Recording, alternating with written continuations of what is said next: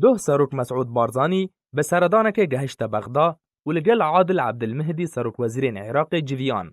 و پشتیل دارخستنا جوینه سروک بارزانی را گهاند که مبس جوی سردانه بو بغدا گهاندنا پیروزبایی بو جناب عادل عبدالمهدی و گود جی که پیوندین نوبرا وانده دیروکینه و چندین آستنگی پیک و درباز کرنه.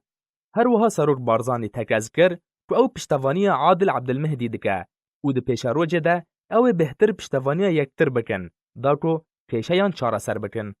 اوج آلی خواه عادل عبدالمهدی گود که ام شرفمندن به سردان سروک مسعود بارزانی بو بغدا او تکز کر که سروک بارزانی چندین مستر وره پیناسه کرن جبر سروک بارزانی او خباتکار دیرینه که سرکردایتی پروسه گوهارتنه و دیموقراطی بونا عراق کریه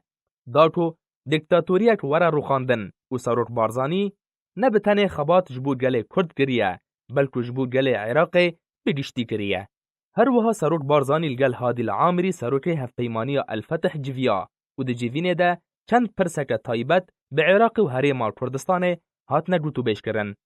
ده جوینه ده هر دو آلیان تکزیل سر بردوامی و بهز کرنا پیوندیان کرن و پشتوانی حکومت نو یا عراقی کرن و هادی العامری هیوی خواست که سردان سروک بارزانی بو بغدا درگهک بج بو چاره سر کرنا کیشیان و راست کرنا شاشین بوری. د دوام روژا سردان سروک بارزانی بو بغدا سروک بارزانی لگل سروک بریا دیالوگا نشتیمانی و سروک هفپیمانی النصرة جویا ایرو و د بردوامی الدارخستنا جوینان ده سروک مسعود بارزانی لگل هر یک صالح مطلق سروک بریا دیالوگا نشتیمانی و حیدر عبادی سروک هفپیمانی النصرة و ارشد صالحی سروک بریا ترکمانی بجودا جویا و چندین مجارن هنوگایی ینگریدایی بروشا عراق و هریما کردستان گوتو بیش کرن. هر وها سروک مسعود بارزانی لگل عمار الحکیم سروک رواتا الحکمه جویا و عمار الحکیم لسر شرفا سردان سروک مسعود بارزانی خوارنا نیوروی آماده کربو. لگوری زانیاریان سروک بارزانی پشتی نیوروی برای خدا باجار نجف و لگل مقتدا الصدر سروک برای الصدر جویا و چندین مجار هات نگوتو بیش کرن. سروک بارزانی ده سردان خواه بو بغدا و ماف دستوری ین هریما کردستانه